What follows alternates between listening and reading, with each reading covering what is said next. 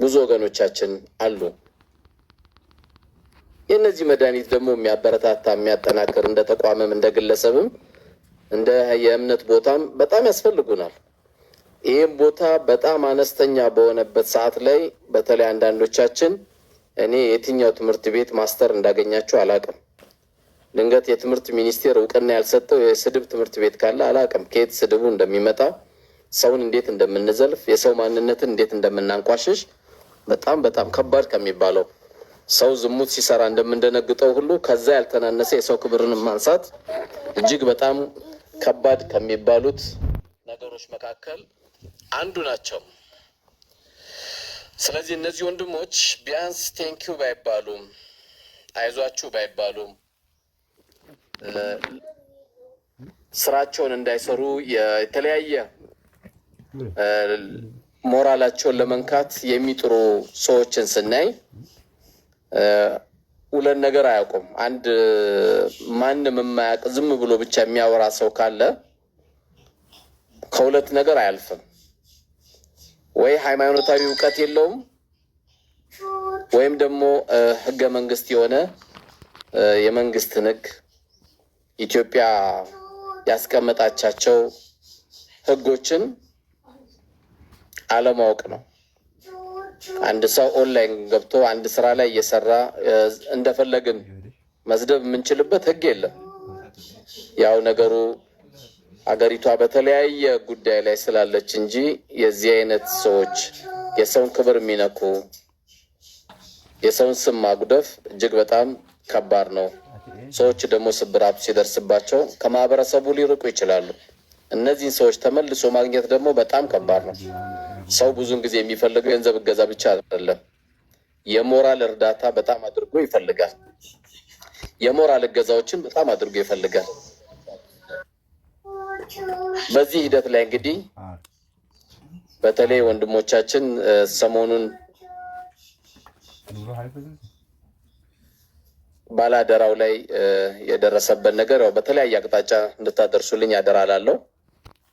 እንግዲህ ራሱን ደብቆ እየሰራ ያለ ወገናችን ነው። አላሁንም ይጠብቅ። እጅግ በጣም ከምኮራባቸው ቢሳኩልን ከምንመኛቸው ረጅም ሳይተያዩ የሚታገዝበት እድል አላህ ቢሰጠን ደስ ይለናል። ነገር ግን ያው ብዙን ጊዜ በተለያየ መልካም ነገር ላይ የሚንቀሳቀሱ ሰዎች እገዛ በሚጠይቁበት ጊዜ ከሰው ነው። ሰዎች ደግሞ ገንዘባቸው ማየት ይፈልጋሉ። በዚህ ሂደት ላይ ይቀረጻል። በሚቀረጽበት ጊዜ እንግዲህ እንደ መረጃ ይደረጋል። አንደኛ ሰዎቹ ይረካሉ፣ ሁለተኛ ደግሞ አዳዲስ ሰዎች ደግሞ ስሜታቸው የበለጠ ከፍ ይልና የዚህ አይነት መልካም ስራ እንሰራለን ብሎ ይነሳሳሉ። ያን ለማድረግ ነው እንግዲህ ባላደራ እስካሁን መልኩን አናውቅም። እኛ ባናውቀው አላህ ሱብሓነሁ ወተዓላ ያውቀዋል። ከአላህ የሚደበቅ ምንም የለም።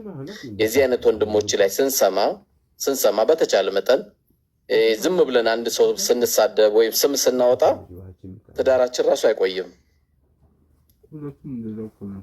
ክብራችንም አይቆይም፣ እንዋረዳለን። ምክንያቱም ፕላስ ማይነስ ያልተደረገበት ቆይ እስቲ ነገር እንደው ብናገረው አላህ ፊት ያቀራርበኛል አያቀራርበኝም፣ ትክክል ነኝ ትክክል አይደለሁም በሚል ሂሳብ ቢሰራ ወላሂ አይናገርም። ምክንያቱም እያንዳንዱ ከጠዋት ከእንቅልፋችን ከተነሳን ጀምሮ ማንነቴን ብቆጥረው እኔ ማነኝ ብለን ብንቆጥር ዛሬ በትክክለኛ የአንድ ሰው ክብር ስም ሳላነሳ ነው የዋልኩት ብለን ሂሳብ ብንሰራ እጅግ በጣም ከባድ ነው። አላህ የመረጠው ካልሆነ በስተቀር በጣም ከባድ ነው። ስለዚህ የዚህ አይነት ሰዎች አሁን ነው ካየናቸው በዚህች 5 ዓመት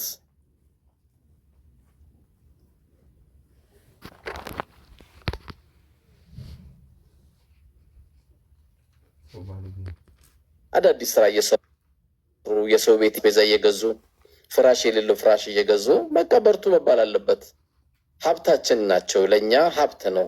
እቺ ሀገር ይቀርና በትልቅ ደረጃ አድጋለች የምትባለው ቱርክ ታሪክ ስሰማ ሰዎችን በየመንደሩ በየቤቱ አስቤዛ የሚሰጡት እንኳን አካሎች ወደ 100,000 የሚያክል ድርጅቶች አሉ። እንግዲህ እንደ ኢትዮጵያ ደግሞ ከ7,000 እስከ 8,000 የሚያክል ነው ድርጅቶች ያሉት።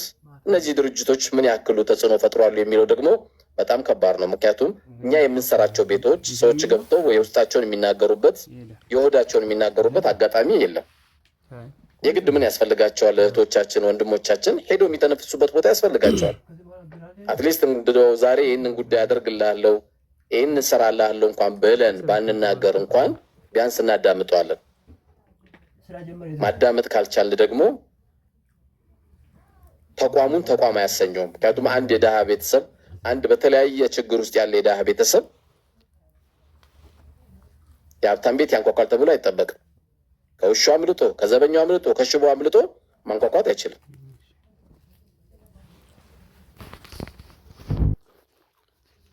ስለዚህ በዚህ ሂደት ላይ ላላችሁ ወንድሞቻችን ከምንም በላይ ከባድ ወንጀል ማለት በሚዲያ ላይ የምናነሳቸው ስሞች፣ በሚዲያ ላይ የምናነሳቸው የሰው ክብሮች እጅግ በጣም ከባድ ናቸው። ይህን ሰውዬ አግኝታችሁ አፉ በሉኝ አትሉት። ቀብሬን አላህ እንዳያበላሽብኝ ስምን አንስቻለሁ ብላችሁ መናገር አትችሉ። ስም ማንሳት፣ ፎቶን ስሙን ማውጣት፣ ባላየነው ነገር መዘባረቅ በጣም ከባድ ነው። አላህ ስብሐነሁ ወተዓላ ኢጅተኒቡ ከሲረን ሚነ ዘን ያለው መጥፎን ጥርጣሬ ራቁ ነው ያለው። ኢነ ባዕደ ዘኒ ኢስሙን መጥፎ ጥርጣሬ ወንጀል ነው ያለው። ወላ ተጀሰሱ ነው ያለው። አትፈላፈሉ። ወላ የኽተብ ባዕዱኩም አላ ባዕድ ከፊላችሁ ከፊሉን አይማን ያለው። እሜታችን በቀጠለ ቁጥር የዚህ አይነት ሰዎች ስራዬ ነው ብሎ በሚቀጥሉ ቁጥር ምሳሌያቸው ምንድነው የተባለው? የሞተን ሬሳ ቢላ ተሰጥቶን ቆርጦ እንደመብላት ነው የተባለው። ስለዚህ ወንድማችን ወገናችን ለወገን ደራሻችን በርታ፣ ሂሳብን ከአላህ ጋር አድርግ። ንጹህ ነኝ ስላልክ ንጹህ አትባልም። ጥሩ ነኝ ስላልክም ሁሉም ጥሩ አይልህም። የሰው ልጅ እያንዳንዱን ባህሪ ይጠብቃለሁ ካልክ ጤፍ ገዝተህለት ለምን አላስፈጨህም ሁሉ ሊል ይችላል። አላህ ይጠብቃል። ሜቢ ደግሞ አስፈጭተህ ብታመጣለት ደግሞ ምን አለ እንደው እንጀራውን ጋግረህ ባመጣው ደግሞ ይላል። እያንዳንዱን ነገር ሰምተህ እንዳሰራ ማንም በዚህ መልካም ስራ ላይ የምትሳተፉ ሰዎች አቋማችሁ ሊሆን የሚገባው አላህ ስብሐነሁ ወተዓላ በቁርአን ነግሮናል። ወላ የኻፉነ ለውመተ ላኢም የሐሜተኞችን እሜት የሚፈሩ አይደለም ነው የተባለው። ስለዚህ እኔ ጥሩ ነው ስላላችሁኝ ውስጤን የሚያውቀው ግን አላህ ስብሐነሁ ወተዓላ ውስጤን የሚያውቀው አላህ ስብሐነሁ ወተዓላ ነው። መጥፎ ነው ስላላችሁኝ ከአላህ ማናችንም አናመልጥ። ከሱ እይታ የሚያመልጥ ማንም ሰው ስለሌለ ከዛ አንፃር ባላየነው ባልሰማነው ትክክል ነን ብለን ባላረጋገጥንበት ነገር ነገም ትርኪ ሚርኪ ወሬ ባወራን ቁጥር ያ ያማረው የገነባ ነው ያነጠፍ ነው ምግብ የበላንበት ልጆች የተጫወበት ቤት እናበላሸዋለን። ስለዚህ አድርሱልኝ ለወንድሞች ለወገኖቻችን፣ ብርታትን ቀጥል። ነገም ሌላ ክስተት ሊመጣ ይችላል። መበርታትን ያለበት ግንኙነትህ ከአላህ ጋር ነው መሆን ያለበት። ጌታዬ ዛሬ በሰራው ነገር ወዶልኛል፣ ተቆጥቶብኛል፣ ተቀብሎኛል፣ አልተቀበለኝም እንጂ እያንዳንዱን ሂሳብ ሰርቼ እንቀሳቀሳለሁ አይቻልም። በርቱ፣ ጠንክሩ። በዚህ ስራ ላይ ላላችሁ ሁሉ ጠንክሩ። በተለይ ዛሬ ሺዎች ያስፈልጉናል።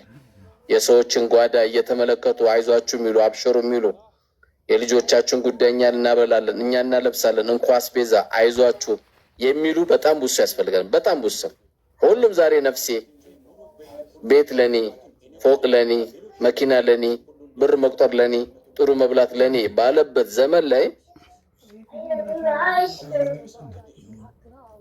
ይሄ በተነሳበት ዘመን ላይ ስለ ሰው ላይፍ የሚጨነቁ ሰዎች ማግኘት ማለት ወላሂ መታደል ነው። በጣም ታድለናል። የግድ እኮ ብር ላይ ሰጠን ይችላል።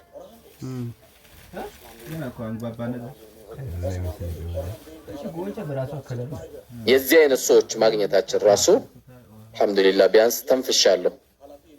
ሰው ሲተነፍስ አንድ ጉዳይ ቀንሶልኛል ብሎ ስለሚያስብ።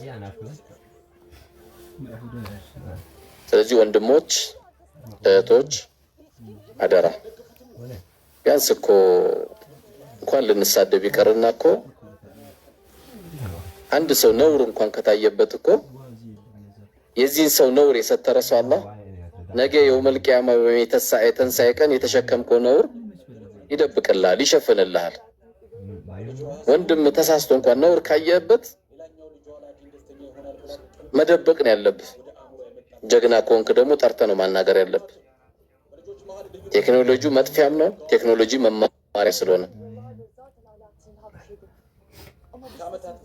ስለዚህ በየትኛውም ጊዜ የምናወራቸው ወሬዎች ወሬ የተፈቀደበት ነገር የለም። ለቁም ነገር ልባችንን ለማስገባት ማንነታችን ለመለወጥ ካልሆነ በስተቀር ወሬ ነብዩ አለይሂ ሰላቱ ወሰለም በጣም አስጠንቅቀውናልና እኔ አሁን ድንገት በዚህ ወንድማችን ተነሳው እንጂ ዋናው ግን ታርጌቴ በየትኛውም ከተማ ላይ ላላችሁ፣ ኢትዮጵያ ላይ ላላችሁ፣ ውጭም ላላችሁ የሚንቀሳቀስ ሰው ካለ በርቱ የሚል ሰው ካለ አበርቱት፣ አይዞ ደውላችሁ ጠንክርልን ወንድማችን፣ ለአንተም አላህ ወኪል ያውጣ፣ ለሰው ጉዳይ እንደቆምኩ አላህ ይቁምልህ መባል ነው ያለበት። ከዚህ ውጪ አስተምራለሁ ብለን ስለተሳደብን ማንንም ልብ አትከፍትም። አስተምራለሁ ብለን የሰው ሃይማኖት መዘልፍ ከሆነ የትም አደርስም። አንተ መጀመሪያም የሃይማኖት ሰው ስለማይሳደብ የሰማይ ቤት ይወርስልኛል ብለን የምናስበው ሰው አንሰድበው፣ በፍጹም አናረገው። አላህ እንግዲህ ከእንደዚህ አይነት ምላሰኞች፣ የሰው ሞራል ሰባሪዎች አላህ እንዲጠብቀን እኔንም እናንተንም ጌታዬን አላህ ሱብሓነሁ ወተዓላን እማጸናለሁ። በተረፈ በዚህ ስራ ላይ ለተሰማራችሁ በርቱ፣ ጠንክሩ። ዛሬ ስራ ነው፣ ነገ ሽልማት ነው። እናት የእናቶችን ቀና ያረጋችሁትን እናት ጎንበስ እንዳታረጓት። ኸይር ስራ የሚሰራ ሰው ደግሞ ፈተናው ብዙ ነው። ኳስ የሚጫወትና ኳስ የሚያይ አንድ አይደለም። ኳስ የሚያይ ሰው ሁሌ በቴሌቪዥን እያየ ሸፋፋ ብሎ ነው የሚሳደበው። ሜዳው ላይ ቢገባ ደግሞ ስንት ጉድ እንደሆነ ገብቶ ያዋል። አንተ ኳስ ላይ ነው ያለው፣ ሜዳው ላይ ነው ያለው። የሰው ጓዳ አይተህ ታማሃል። ቤታቸውን ንጽህና አይተህ አዝናሃል። ስገባ ሽታውን ስታይ አዝናሃል። ረሃቧን ስታይ ታማሃል። ልጆቿ ሲጎሳቆሉ የሚበሉ ሲያጡ ታማሃል።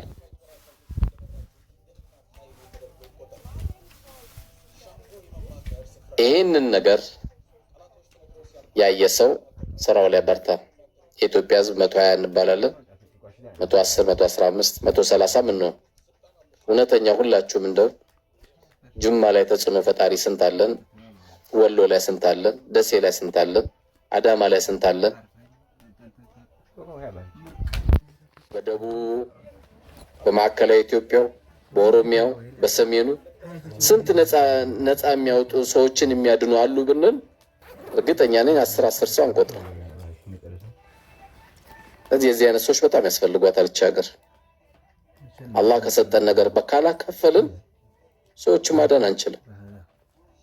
ለኛ ብለን ብቻ ደግሞ በኖርን ቁጥር ብዙ ክፍተቶች ይመጡብናል። በጣም ብዙ ክፍተት። አላህ ይጠብቃል። ሰው ከመዝደባችን በፊት መፍትሄ ነው የሚፈልገው። ቀን ሙሉ ጣቱን እየቃመ ነው የዱርዬ ብለን ከምንሰድበው ይሄ ልጅ ምን አጥቶ ነው? ስራ የለውም፣ እስቲ ስራ ላስጀምረው፣ አላህ ከሰጠኝ ነገር እንደው ላካፍለው፣ ላስጠጋው፣ ከሰጣሁት ስራ ልስራው ካልን ወላሂ ይለወጣል። መሳደብ ቀላል ነው፣ ሆኖ መገኘት ነው ከባዱ። እዛ ላይ ነው መበርታት ያለብን። ፕሊስ የግድ ባለገንዘብ ባንሆንም የሚሰሩ ሰዎችን ሞራል ባሰድቡ፣ ሞራል ባትነኩ። አንድ ጤነኛ አላህ ንጹህ አእምሮ የሰጠው ሰው አይሳደብም። ጀመረም ከሰውኛ ወጥቶ ነው ሰው የሚሳደበው።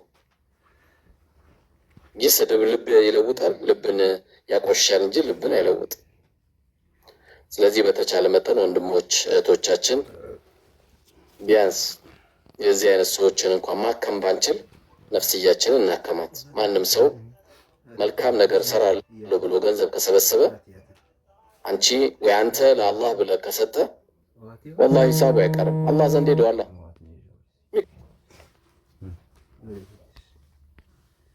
ቃል አለም يعلم بأن الله يرى አላህ የማይመለከታችሁ መሰላችሁ እያለ ነው ምንም ጥርጥር ያለው ይመለከታል አንቺ ግን ሂሳብሽ ወደ አላህ ሄደዋል አንተም ሂሳብ ወደ አላህ ሄደዋልና በርታ ወንድማችን በግል ስልክን ባገኝ ባልናገርኩ ደስ ይለኛል በርታ እኛ በዚህ አይነት ስራ ብዙ አመት ቆይተናል ብዙ የሚያቆስል ነገር አለ ብዙ የሚሰብር ነገር አለ ችግሩ ግን ተሰብረን ቤት እንዳንቀር የሚያደርግ ደግሞ አልቀሳ ደግሞ አላህ የምትለምንልን እናት አለች አልለበስኩም ነበር አለበስከኝ የምትል አልበላውም ነበር አበላህኝ የምትል ልጆቼን ይዤ ጎዳና ለወጣ ነበር ብላ ደግሞ አልহামዱሊላህ እንዳልወጣ አርገኛል ብላ ደግሞ የምታለቅሳለች እሱ ይጠብቃል ያ ዛች ጋር ያደረከው ያገኘከው ደስታ ያ ደስታ ነው ላንተ ስንቅ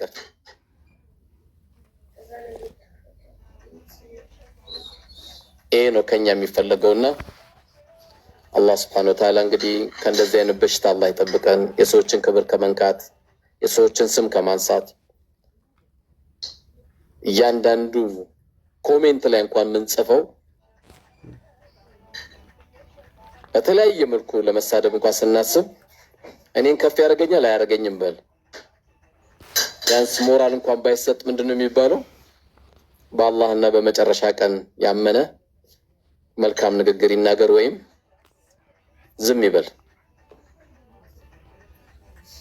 አታግዘው በርታም አትበለው ቢያንስ ምላስን ያዝ ሰዎች በመብላት በማጣጣት ደግሞ የሚበሳጭ ሰው ካለ ያው እንግዲህ ከኮቪድ የበለጠ የሰው ልጅ በሽታው ምንድነው ከተባለ ምቀኝነት ነው ለምን በሉ እንዴት በሉ እንዴት ለበሱ እንዴት ሊለብሱ ቻሉ እንዴት ተለወጡ እያለ የሚል ካለ ይሄ እንግዲህ ከአላህ ጋር በመገናኘት ብቻ የሚፈታ መድኃኒት የሚገኘው ከዛ ጋር ነውና በተቻለ መጠን ወንድሞቻችን እኔንም እናንተንም አላህ Subhanahu Wa Ta'ala ልቦና ይስጠን የሰዎች ጓዳ ከመግባት አላህ ይጠብቀን በሰው ትዳር ከመግባት አላህ ይጠብቀን በሰው ስራ ከመግባት አላህ ይጠብቀን የሰውን ክብር ከመንካት አላህ ይጠብቀን የሚሰሩ ሰዎችን ከመስበር አላህ ይጠብቀን የሚያሰሩ ሰዎችንም ከመነካካት አላህ ይጠብቀን የሚሰሩ ሰዎችንም ደግሞ አላህ ያብዛልን አላህ ያበረከተልን ብዙ ጎዳና እንዳይወጡ የጠበቁ እነሱ ናቸው አላህ ይጠብቅልን ትከሻቸው ትልቁን ነገር የሚችሉ